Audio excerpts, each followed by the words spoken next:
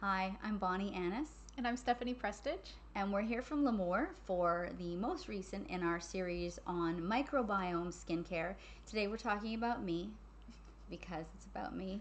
And I want to know what I need to do next. And sometimes I feel that I need a little bit of extra help to know when it's time to do something different, when it's time to segue from summertime to fall. My challenge right now is that I am still wearing short sleeves, and today is a very humid day, and I have a hard time recognizing when it's time to do something different. I know in my head it's going to be sweater weather really soon. I'm not looking forward to it. I would prefer to be shorts all the time, but it's happening. So I'm here with Stephanie Prestige today, our senior educator, who is going to talk about how we set up our fall skincare routine. I would like it to stay summer. Thanks very much, but it's not, is it? No, So not what's in going to Canada. happen? Yeah, no, not here in Canada anyway. So what's going to happen? What's going to happen as we move into fall in our extrinsic environment? In Canada, we get temperatures so low that we have to use furnaces. We have to keep our pipes from freezing. We stay warm, but that also really dries out the air. Right. So then dries out skin. It's funny talking about dry air on a day when it's super, super humid because Yeah. I'm feeling like there's like the air is liquid, but it's not going to stay like this. So the air is going to get dry, it's going to get colder. And what is that going to mean for our skin? One way we could probably think about it right now, because even here at Lemoore, there's dogs, there's cats outside, there's chickens and bees. Oh my. Yeah, we have all the animals. Lions, tigers, and bears. Oh my. Think about it when their coats change, or the chickens molt and they grow their winter coat. As humans, we don't have feathers, we don't have fur, um, but our organ still tries to adapt to its climate. It Oh, tries. okay. What's it going to do? Try. When you say organ, you mean our skin, right? Yeah. Our skin organ. Yeah. So what's it going to try to do? Well, it's going to try as best it can. Your sebum production might increase a little bit, trying to moisturize itself. But again, we've had that conversation before. Is it good sebum or not so good sebum? So if we're not helping it regulate its climate change, and we try to let it do it on its own, are we starting to produce too much low quality sebum? Okay, Kind we of that only kind of want the conversation. good stuff. Yeah. We only want the good sebum here. Okay, so what happens when our skin, and I feel like that's a longer conversation about the good sebum, the not good sebum, and we did discuss it before, right? Okay, so what's going to happen then if our skin can't? How can we assist our skin to produce the right amount of sebum at the right time when it's needed? And how are we going to know when it's time to do something different? When you start to reach for thicker cream, like think about it. In the wintertime, do you like creams that feel heavier? I like actually my skin to feel quite dewy all the time. I particularly enjoy that. I didn't used to, but now I'm advanced. I like that. I'm advanced now. So I do tend to like something that's a little bit richer all the time. Okay, so I guess when my skin is telling me it needs that feeling, um, what am I going to switch? I'm going to get a richer moisturizer, like the Nourish moisturizer, or what would I reach for? Something in the plus range? Plus range or even core range. You can go to omegas. You can even go, if you love it like extra dewy, creamy, you go all the way to ultra moisturizer. Okay, I That's where am an you're gonna ultra go. kind of person too. S made this for extreme climates. Oh, Oh, welcome to Canada. welcome to Canada, Extreme home of climate. the extreme climates. Yeah. And you know we smile about it, but we're very well aware that we are dealing with some significant climate change, and that there are some extreme climate emergencies happening in our country right now with Yes. forest fires, especially on the west coast of Canada. Earlier this summer, we had them in the eastern region of Canada, and we're well aware of the trauma that many of us are experiencing when it comes to climate emergencies. So we have lots of extremes. All I wish for everyone is a gentle snowfall that leaves you curled up on the couch, as opposed to having to hunker down and lose power. We don't want that for the winter either. We want a nice gentle change towards winter time. So what is something like that? What is a rich moisturizer? The ultra moisturizer. I had to look at that through my reading glasses. What is the impact of a richer moisturizer like that on our skin barrier? Your winter coat. My winter coat. How many Canadians, again, this has to be if you live in climate with snow, would you go outside in snow without a winter coat on? There's a chance of frostbite, Right. hypothermia. Like, there's significant effects to a human So a health. winter coat for my skin. Mm-hmm. All right, I'm trying not to picture myself sprouting a beard because that's not the winter coat we want. We want hydration on the outside of our skin, and how can we make the right choices? How can a professional help us make the right choices for winter?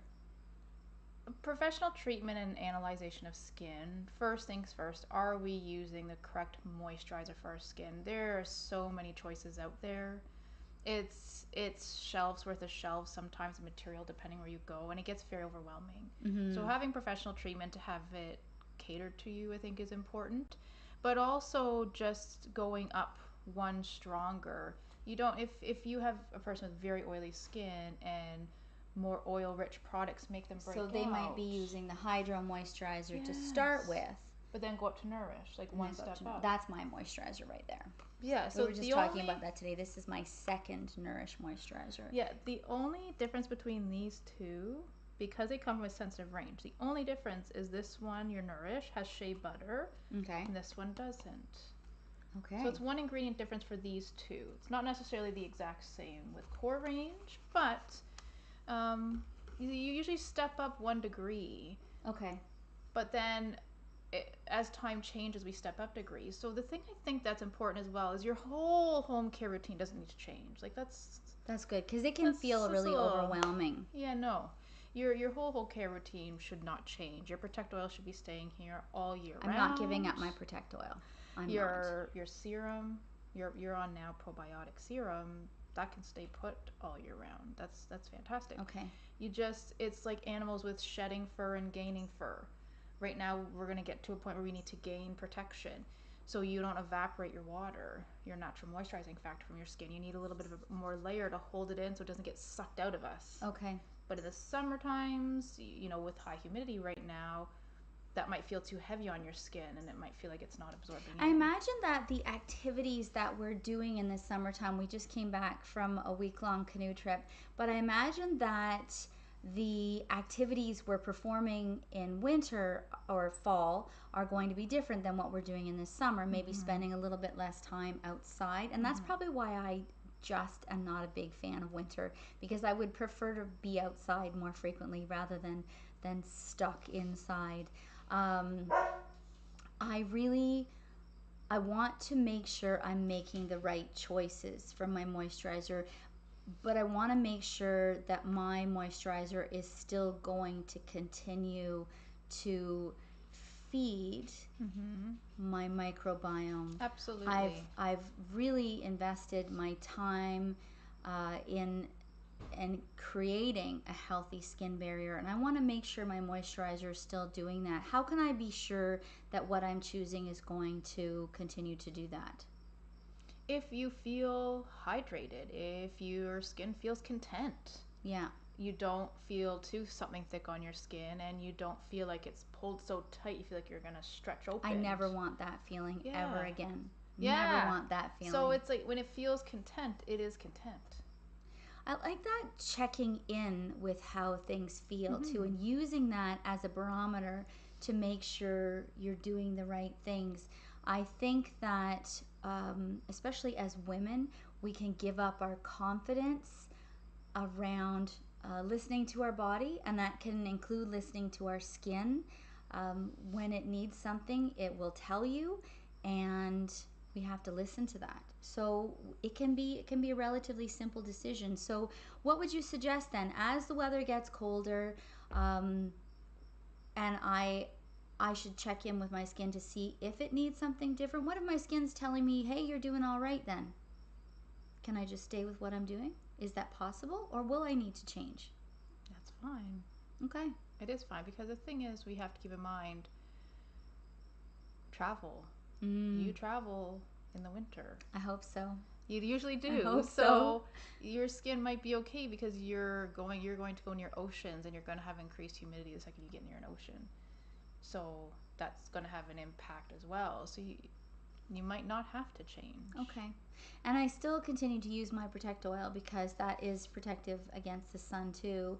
And those higher UV days, it's absolutely helpful. Like I said, just came back from a week of canoeing, and the Protect Oil was invaluable. I dehydrated all my food to make sure it stayed super light, but I brought my Protect Oil with me because that was important to me. Because there's certain things you're just not going to leave home without. Is there anything else we should know about preparing for fall for our skincare? Anything else you want people to know? Um, we're going to start to lose our tans because of daylight getting a little bit less. So we still need to get outside. I think we got to remember vitamin D no matter what time of year it is. You know, even if you have to put your winter coat and hat on, still get outside. And vitamin D is so vital for mood Yes. too, isn't it? And I think that's probably my challenge in the winter time is I'm not getting enough vitamin D, and I'm seasonally not as happy. Yes, and that's very common. Very common with lower daylight. So we still need to try to get outdoors, even if it's just for a walk, even if it's Get some skin exposed to Yeah. UV so A that we little can bit. metabolize that vitamin D. We're just trying to find that balance, aren't we? Just trying to stay balanced and stay healthy. So I know that we get together every Friday and we have a little chat, and sometimes we get really sciencey, and sometimes we have a more of a common sense conversation around this. And I think that's what I enjoy, is just being able to talk about what we should do, how we can think about things, and then let's just take a common sense approach. What is your skin feeling? Check in with your skin.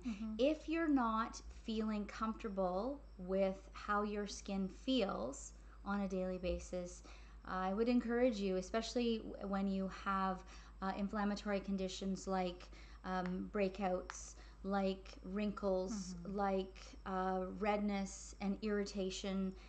It's time to check in with a professional who's going to help you repair your skin barrier now, in the fall, and in the winter, and then we can look forward to next spring again. So thank you so much for joining us this week, where we talk about our fall preparations, and please join us next week for another topic on microbiome skincare. Thank you. Bye.